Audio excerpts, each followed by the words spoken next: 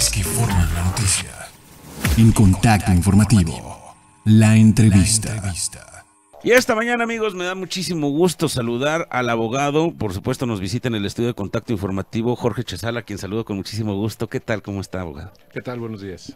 Bueno, de verdad, el platicar con usted, sobre todo sabiendo, conociendo ya su experiencia, un poco de lo que estamos viviendo hoy en día en este año 2018 y que sin duda alguna es este periodo electoral, es esto que se viene y que podríamos de alguna manera crear un escenario al tiempo de que muchos coinciden de que este podría ser uno de los procesos electorales más complicados en términos de la judicialización de los procesos, de que las nuevas figuras, bueno, pues por supuesto se prestan a que este tipo de circunstancias pueda ocurrir. ¿Cuál es el panorama que ustedes?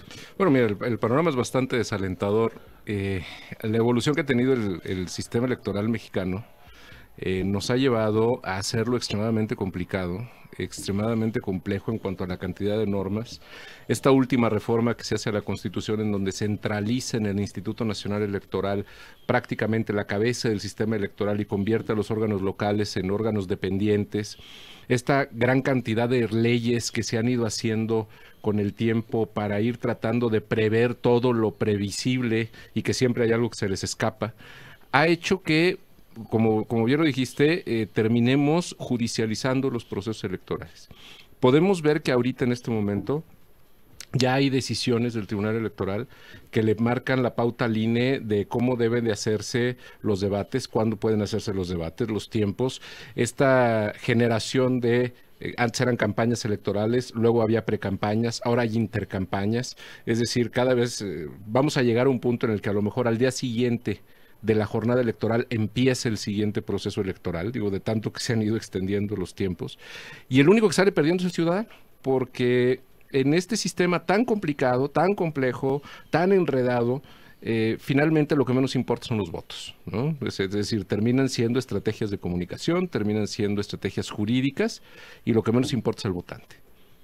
Y en ese sentido, bueno, pues por supuesto, el que se podría ver en un momento dado en una situación más de certeza, sino más bien de dudas, es el ciudadano que va a salir o que se está tratando de invitar a que participe en este año 2018, donde también se prevé que, pues dado este desencanto tal vez ya añejo y ese hartazgo, pues no se puedan alcanzar las metas de participación ciudadana, y esto, bueno, pues sin duda será en detrimento de la democracia, ¿no?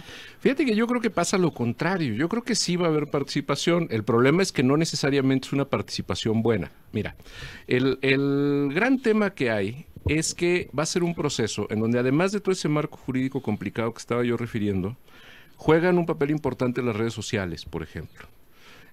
Juegan un papel importante ciertas formas de debate político que se está presentando actualmente, no nada más exclusivo de México, sino que ha sido una tendencia generalizada en el mundo, que es la participación de candidatos con dogmatismos que generan empatía en la ciudadanía. Voy a referir un ejemplo. El caso de la elección en Costa Rica, que se dio a principios de año, había 13 candidatos.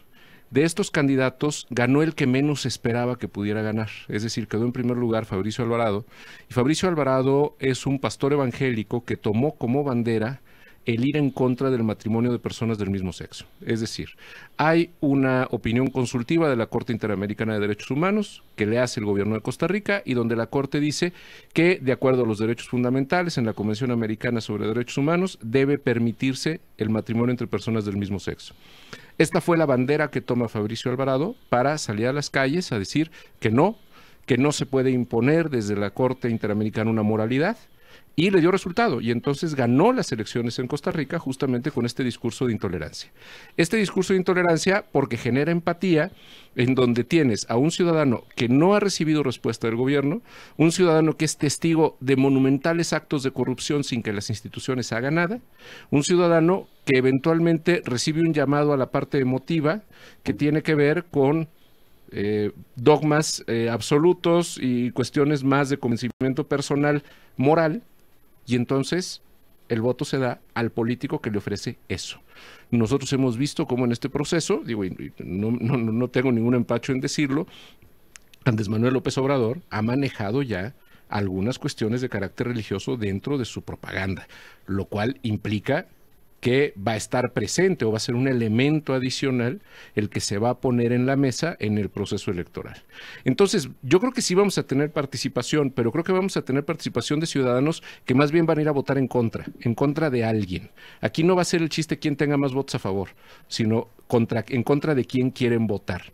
Por eso estamos viendo lo que está pasando con el PAN y con el PRI. Es decir, esta lucha que trae José Antonio Meade con Anaya y sus respectivos equipos es para ver quién va en segundo lugar.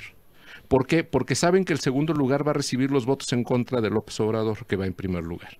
Y entonces va a ganar el que pueda lograr a favor más votos en contra del que vaya ganando.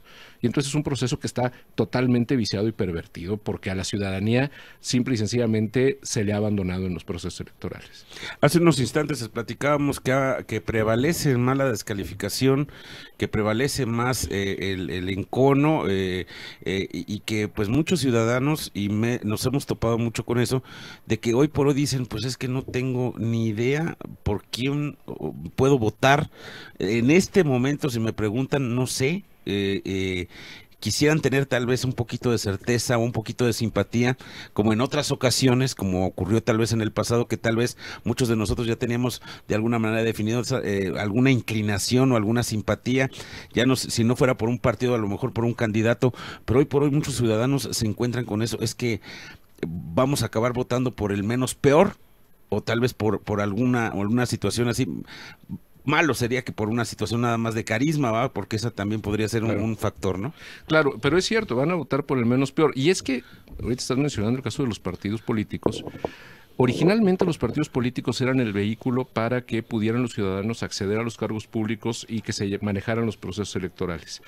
Con las candidaturas independientes se pensó que se iba a abrir a otro tipo de personajes, a otro tipo de liderazgos. Lo cierto es que vemos que es exactamente lo mismo. Los candidatos independientes terminaron siendo los candidatos despreciados, es decir, los que son candidatos independientes no son ciudadanos con liderazgo que quieran acceder al cargo público, sino que son políticos desterrados de sus propios partidos, es decir, las candidaturas independientes terminaron siendo un vertedero de los partidos políticos, pero los propios partidos nos hacen una oferta que definitivamente no tiene ningún atractivo para la ciudadanía.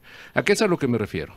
Si una persona, por ejemplo, durante toda su vida ha mantenido una ideología de derecha, una ideología liberal, pero desde esta perspectiva del ejercicio de la libertad, de la no intervención del Estado, etcétera, ahora le piden que vote por el PAN-PRD, en donde el PRD es la otra cara de la moneda de la economía centralizada, de las restricciones a la libertad en favor de la comunidad, etcétera. Es decir, ideologías totalmente contrarias están de la mano en una oferta que se está haciendo.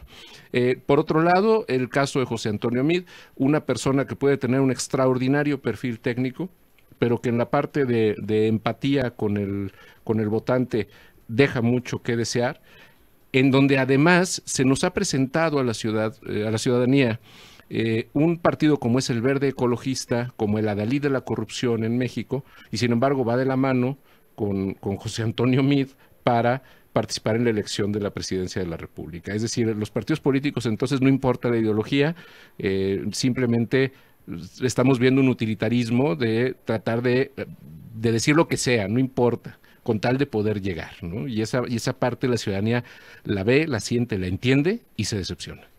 Y finalmente yo creo que sí hay una situación en donde se está subestimando al votante, se está subestimando al potencial que no está todavía definido hoy por hoy, porque yo creo que pues una apuesta importante será esa, ¿no? Aquella persona que todavía no toma una decisión. Sí, claro, por supuesto, y desgraciadamente esa gran franja de la población la están peleando los que quieren el voto útil, ese vota en contra de, no importa a favor de qué, y entonces cuando tú votas en contra de, sin importar a favor de qué, el resultado puede ser desastroso, porque vas a lograr algo que ni siquiera sabías que querías, ¿no?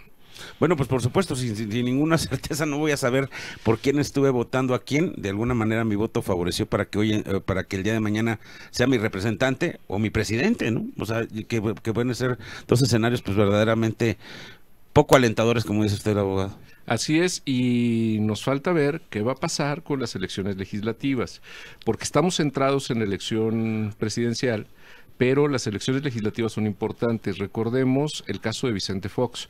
Vicente Fox ganó la presidencia de la República, pero perdió el gobierno de México.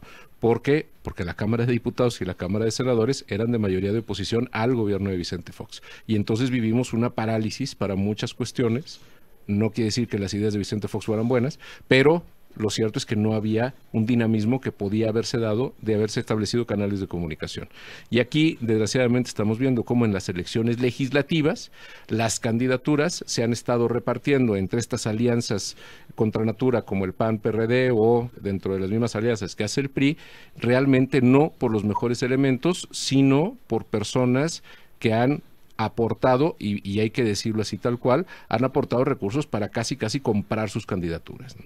Y en este caso también es importante porque tal vez en el pasado también se consideraba la famosa ola expansiva que había precisamente de un candidato que podía ser un excelente candidato o fue un gran candidato durante su campaña, tal vez no se convirtiera en un buen gobernante, pero la ola expansiva que refiere a que ese voto pudiera permear hacia el ánimo electoral, precisamente sobre todo al interior en los estados de la República Mexicana, y que esto se pudiera reflejar precisamente en los congresos locales.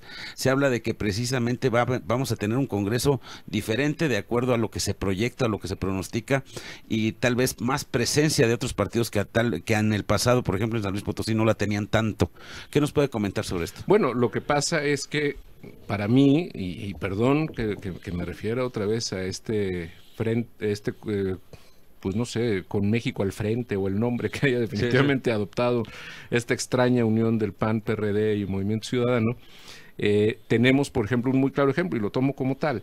Tenemos un muy claro ejemplo de la incongruencia de nuestro sistema. Tenemos una alianza a nivel nacional, una alianza en algunas diputaciones federales, una alianza en senadurías y no alianza en diputaciones locales. Eso quiere decir que van a tener varios cuartos de guerra, que van a tener varios directores de campaña, que hay cosas que no se van a poder decir entre ellos mismos para efectos de la campaña porque en una parte son competidores o no, pero que sin embargo esta ola expansiva va a beneficiar a partidos que normalmente no se beneficiaban. ¿Eso qué significa? Que tenemos la altísima posibilidad de tener un buen número de diputados del PRD, por ejemplo, en San Luis Potosí, gracias al Partido Acción Nacional, y el Partido Acción Nacional ni cuenta se ha dado. Entonces, eso se va a repetir. No estoy diciendo que esté malo eso, simplemente lo que está mal es que lo estén jugando a ciegas, es decir, que no se estén dando cuenta y que no sea intencional. Yo creo que cuando se improvisa en política, como lo está haciendo Ricardo Anaya y su partido, las consecuencias no necesariamente son buenas, ¿no? Por otro lado, yo creo que en San Luis Potosí y en otras partes de la República se va a vivir un fenómeno de voto diferenciado, no tanto en la integración de los congresos estatales, sí con las presidencias municipales. Es decir, quien esté pensando que las presidencias municipales o que los candidatos a las presidencias municipales van a aportar votos a las candidaturas nacionales, no están viendo la realidad. Los candidatos a presidentes municipales van a jugar para sí, van a tener sus votos y probablemente le ofrezcan a alguno o a algunos, porque se los podrán ofrecer a varios, su capital político, pero no necesariamente se va a dar. Yo creo que ahí va a haber un voto diferenciado. Quien vote por José Antonio Meade para la presidencia de la República no necesariamente votará por el mismo partido para la presidencia municipal. Muchísimas gracias, don Jorge Chezal, claro que sí, abogado, licenciado por supuesto, por haber platicado con nosotros, pues muy importante hacer esa reflexión, sobre todo de cara a que el día de mañana como ciudadanos pues podamos tener un poquito más de certezas, no como estamos ahorita en muchos sentidos, sobre todo el saber al arranque hacia dónde vamos, ¿no? Con esta decisión tan importante. Al contrario, muchas gracias. Ahí lo tiene usted. Nosotros vamos a mensaje, regresamos con más.